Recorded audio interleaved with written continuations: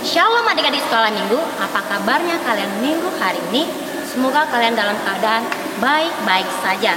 Seperti biasa, Kak Nancy tidak sendirian. Kak Nancy ditemani oleh teman-teman guru sekolah minggu. Di antaranya adalah ada Kak Devi, ada Kak Rian, ada pengkhotbah kita Amang Jaya Siahaan, dan liturgis kita Amang Anababan.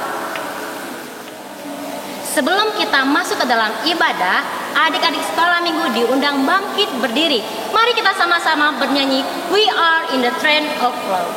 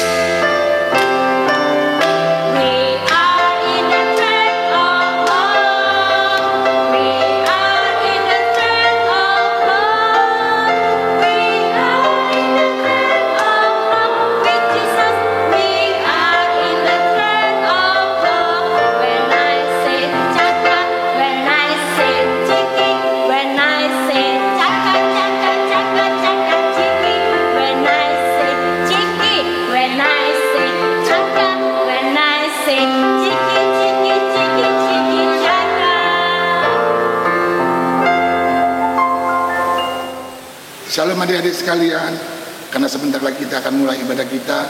Mari kita satu hati dan pikiran kita berdoa di dalam hati kita masing-masing.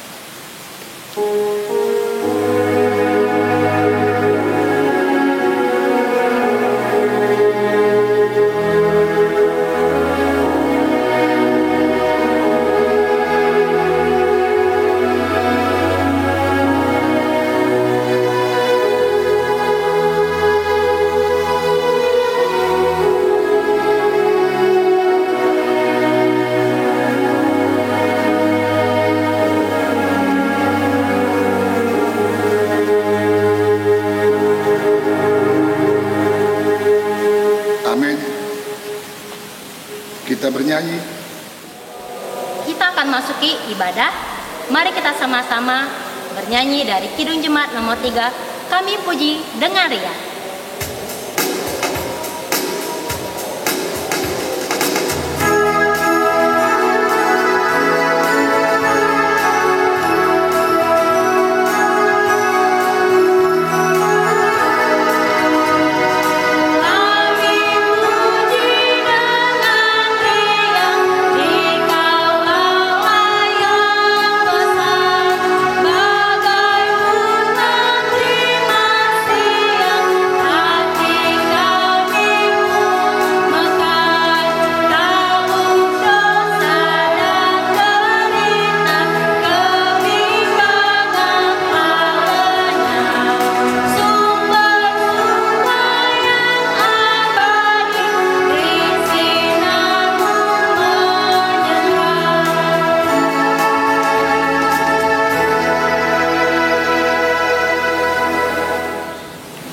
Dengan nama Allah Bapa dan nama anaknya Tuhan Yesus Kristus, nama Roh Kudus yang menjadikan langit dan bumi.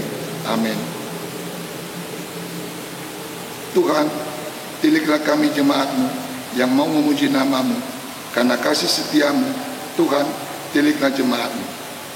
Marilah kita sama-sama mengucapkan, Ya Allah, kasihilah kami, orang yang berdosa ini. Amin. Titah kita pada minggu ini yang tersurat dari titah pertama dan yang kedua. Titah pertama, Akulah Tuhan Allahmu, seru Tuhan kita. Tidak boleh ada Allah lain kecuali Aku. Titah kedua, jangan perbuat bagimu patung yang menyerupai apapun yang ada di langit atau yang ada di bumi atau yang ada di dalam air untuk disembah atau bertakwa kepadanya. Marilah kita bersama-sama mengucapkan, ya Tuhan Allah, kuatkanlah kami untuk mendapat melakukan segala perintah-Mu. Amin. Kita bernyanyi. Kita akan mengaku dosa kita di hadapan Tuhan. Namun sebelum itu, kita angkat pujian dari buku Ende nomor 18, Ungkap Baal Naumuli.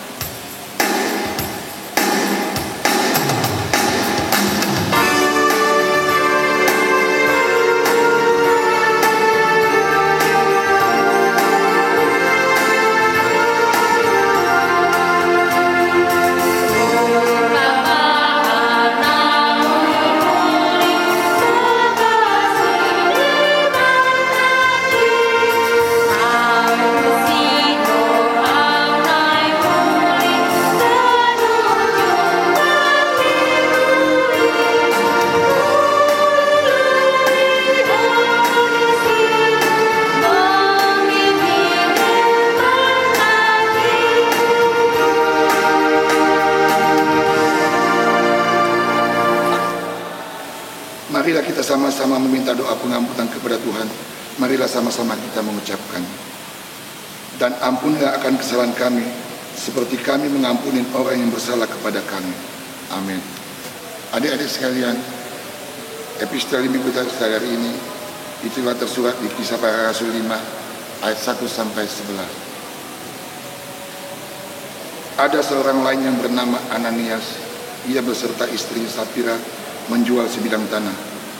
Dengan setahu istrinya, ia menahan sebagian dari hasil penjualan itu, dan sebagian lagi dibawa dan diletakkannya di depan kaki rasul-rasul.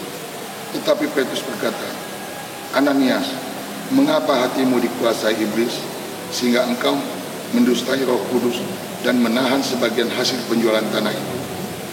Selama tanah itu tidak jual, bukankah itu tetap menjadi kepunyaanmu? Dan setelah dijual, bukankah hasilnya itu tetap dalam kuasamu? Mengapa engkau merencanakan perbuatan itu di dalam hatimu? Engkau bukan mendustai manusia, tetapi mendustai Allah. Ketika mendengar perkataan itu, rebahlah Ananias dan putuslah nyawanya. Maka sangatlah ketakutan semua orang yang mendengar hal itu. Lalu datanglah beberapa orang muda. Mereka mengapani mayat itu, mengusungnya keluar dan pergi menguburkannya. Kira-kira 3 jam kemudian, masuklah istri Ananias, tetapi dia tidak tahu apa yang terjadi. Kata Petrus kepadanya, katakanlah kepadaku, dengan harga sekiankah tanah itu kamu jual? Jawab perempuan itu, betul sekali. Kata Petrus, mengapa kamu berdua sepakat untuk mencobai roh Tuhan? Lihatlah, orang-orang yang baru mengubur suamimu berdiri di depan pintu, dan mereka akan mengusung engkau juga keluar. Lalu rebahlah perempuan itu seketika juga di depan kaki Petrus, dan putuslah nyawanya. Ketika orang muda itu masuk, mereka mendapati dia sudah mati. Lalu mereka mengusungnya keluar dan menguburkannya di samping suaminya. Maka sangatlah ketakutan seluruh jemaat dan semua orang yang mendengar hal itu. Sama-sama kita mengucapkan, berbahagialah orang yang mendengar akan firman Tuhan serta menyimpannya semua di dalam hatinya. Amin. Kita bernyanyi. Kita akan mengaku iman kita di hadapan Tuhan bersama-sama. Namun sebelumnya kita angkat pujian dari Kidung Jemaat nomor 27, Meski Tak Layak Diriku.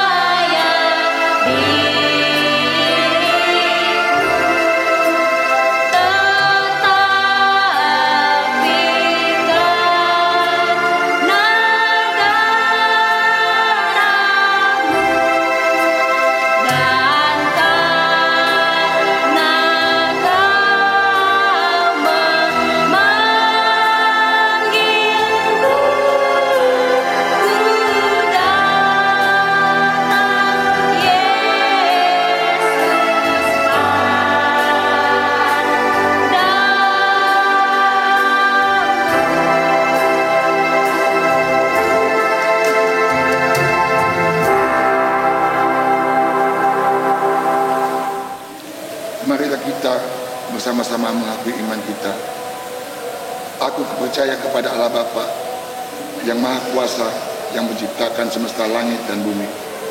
Aku percaya kepada Yesus Kristus, Anak Allah yang tunggal, Tuhan kita, yang dikandung dari Roh Kudus, lahir dari gadis perawan Maria, yang menderita di bawah pemerintahan Pontius Pilatus, disalibkan, mati dan dikuburkan, turun dalam kerajaan maut pada hari yang ketiga, bangkit pula dari antara orang yang mati, naik ke surga, duduk di sebelah kanan Allah Bapa yang Maha Kuasa, dan akan turun dari surga untuk menghakimi orang yang hidup dan yang mati.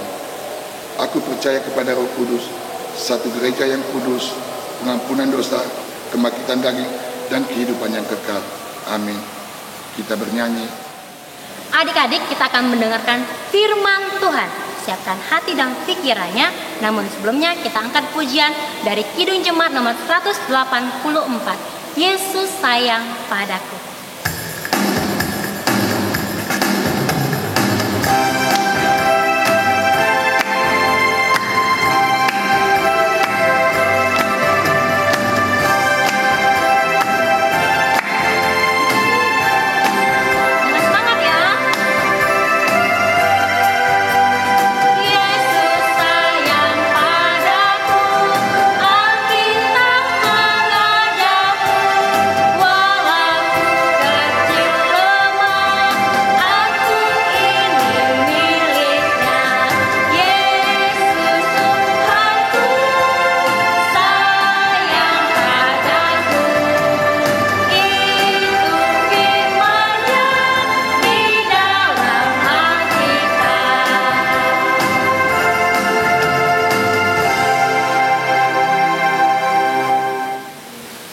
Adik-adik, kita akan mendengarkan firman Tuhan.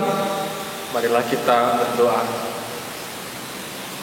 Damai sejahtera Allah yang melampaui segala akal, itulah yang memelihara hati dan pikiranmu di dalam Kristus Yesus. Amin. Apa kabar buat adik-adik semuanya? Semoga adik-adik dalam keadaan yang sehat beserta dengan keluarga, beserta dengan orang tua dan saudara-saudara. Nah, hari ini kita akan mendengarkan firman Tuhan. Disiapkan Alkitabnya, disiapkan hati dan telinganya. Kita akan mendengarkan firman Tuhan dari kitab Efesus 5 ayat 8 sampai dengan ayat 9. Mama akan baca buat kita sekalian, dibaca masing-masing di rumah ya. Efesus 5 ayat 8 sampai 9. Memang dahulu kamu adalah kegelapan, tetapi sekarang kamu adalah terang di dalam Tuhan. Sebab itu, hiduplah sebagai anak-anak terang. Karena terang hanya berbuahkan kebaikan dan keadilan dan kebenaran. Demikian firman Tuhan. Adik-adik, berbicara dengan terang, pasti kebalikannya adalah kegelapan. Ada yang bisa mendeskripsikan apa itu kegelapan? Semua pasti tahu bagaimana rasanya kalau hidup dalam kegelapan. Misalnya malam hari listrik padam, pasti yang ada adik-adik mungkin ada yang takut, tidak bisa lihat di mana mama bapaknya, tidak bisa melihat barang-barang. Nah, gak ada yang bisa, bahkan mungkin bisa mencelakakan kita karena kita gak bisa ngelihat apa-apa. Nah, kegelapan itu identik dengan yang namanya kesusahan. Nah, kita bersyukur nih adik-adik, zaman sekarang semuanya udah pada ada listrik.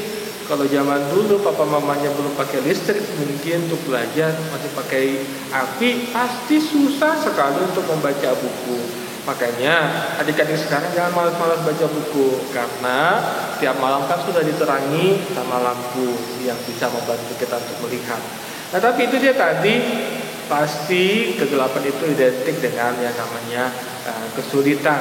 Sebaliknya, terang itu pasti identik dengan yang namanya seperti yang dikatakan Efesus di Efesus tadi. Terang itu identik dengan kebaikan, keadilan, dan kebenaran. Kenapa? Karena kalau di dalam terang itu kita bisa melihat semuanya. Tidak ada yang tersembunyi. Tidak ada yang tersembunyi karena semuanya bisa kita lihat. Kalau dilihat oleh mata kita sendiri. Nah, begitu juga buat firman Tuhan kita, ada pesan yang luar biasa untuk anak-anak sekolah minggu. Nah, Ama mau tanya buat adik-adik semuanya. Tadi kan kita sudah tahu ada kegelapan, ada yang namanya terang. Adik-adik kira-kira milih yang mana nih? Mau hidup dalam gelap atau mau hidup dalam terang? Kalau hidup dalam terang, yang adanya kesusahan. Gak bisa ngelihat apa-apa. Tapi kalau hidup dalam terang, kita bisa melihat segala sesuatunya dengan baik, dengan benar. Yang mana yang mau kita pilih? Pasti adik-adik semuanya milih hidup dalam terang kan? Karena nggak ada yang suka hidup dalam kegelapan. Semua manusia, termasuk mungkin kalau ditanya mama papanya, pasti lebih milih hidup dalam terang. Adik-adik juga pasti memilih untuk hidup dalam terang. Nah, apa yang harus dilakukan supaya kita bisa tetap hidup dalam terang, kan? Apa yang harus dilakukan manusia supaya hidup dalam terang? Nah, dikatakan tadi di ayat 8, kamu dahulunya adalah kegelapan. Nah, kita semua nih adik-adik nih, semuanya dulu hidup dalam kegelapan. Tetapi, gitu kan? Sekarang kamu adalah terang di dalam Tuhan. Kok bisa? Karena kita sudah mendengar firman Tuhan, karena kita sudah diajarkan firman Tuhan, kita sudah melihat segala sesuatunya itu lewat firman Tuhan. Karena Tuhan Yesus Kristus sudah memberkati, sudah membukakan segala sesuatunya bagi kita. Jadi kita dulu hidup dalam kegelapan, di dalam dosa, sudah diselamatkan Tuhan Yesus. Sekarang kita sudah hidup di dalam terang. Nah,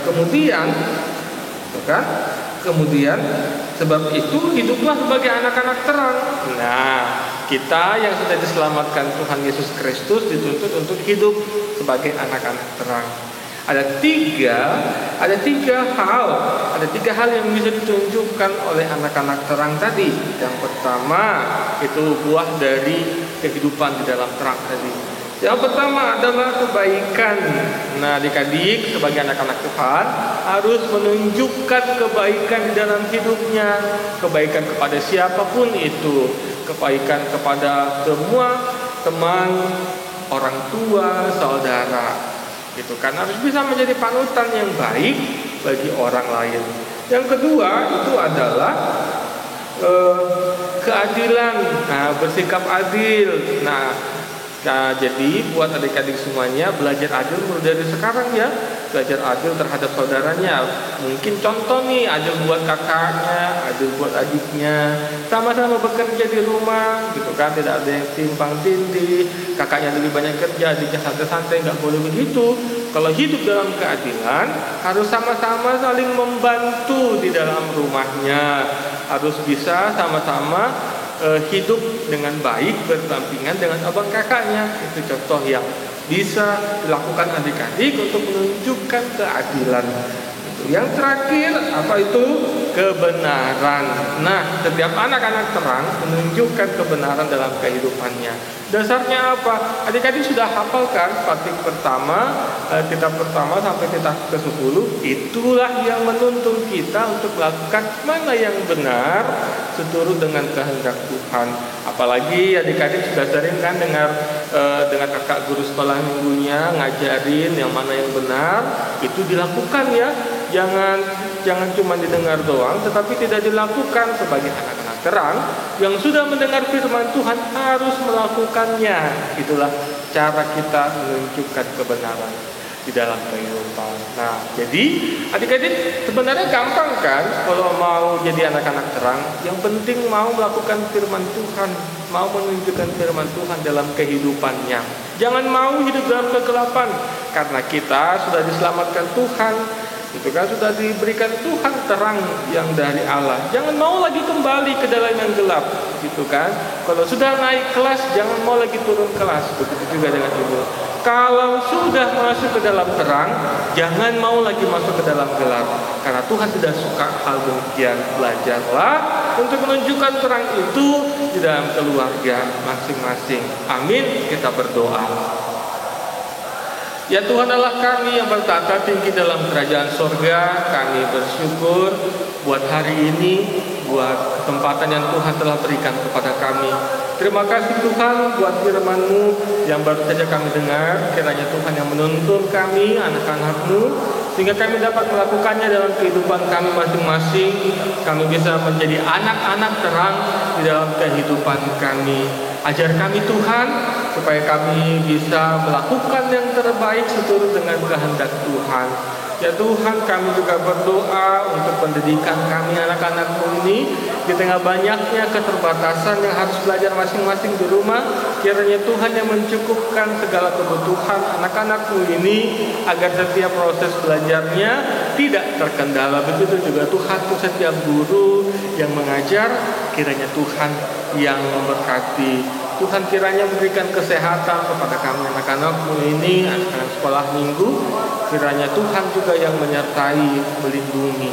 Begitu juga Tuhan keluarga kami, dimanapun mereka berada, orang tua, saudara-saudari, kiranya kasih Tuhan yang melingkupi mereka. Kami tahu Tuhan ada banyak anak-anak-Mu yang dalam keadaan sakit hingga saat ini. Kami mohon kiranya kasih Tuhan yang memberkati agar kiranya mereka dapat segera pulih dari sakitnya. Buat semua guru-guru sekolah minggu yang memberikan hatinya, tenaganya Tuhan untuk pelayanan di sekolah minggu ini, kiranya Tuhan juga yang memberkati. Kami sadar Tuhan, kami hanya manusia yang tidak luput dari kesalahan dan dosa. Karena itu kami mohon kepadamu, kiranya ampunilah kami dari kesalahan kami.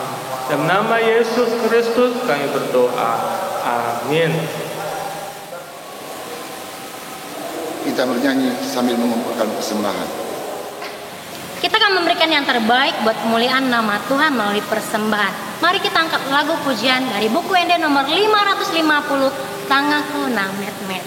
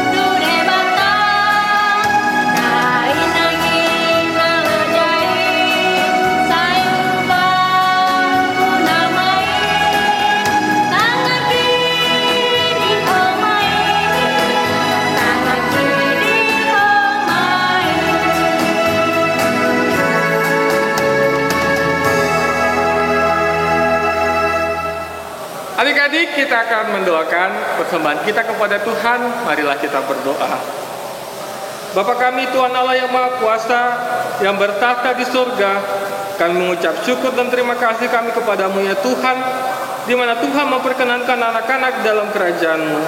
Di sini kami menyampaikan persembahan kami, kiranya Tuhan menerimanya untuk kemuliaan nama-Mu. Amin.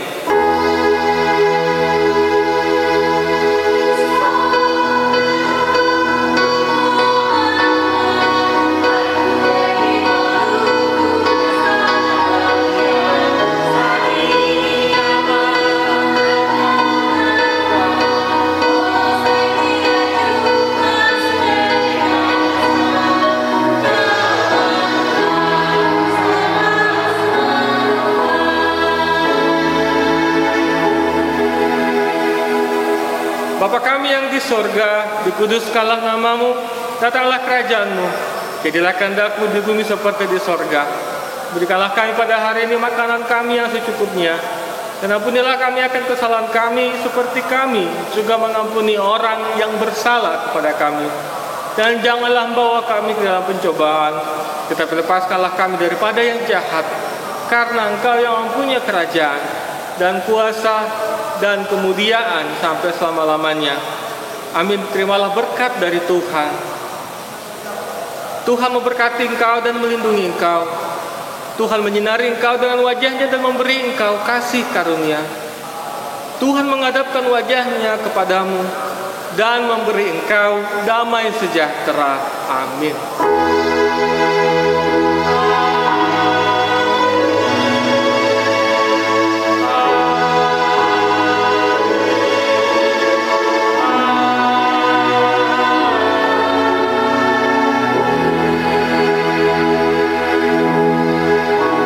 Dalam adik-adik, sampai jumpa minggu depan.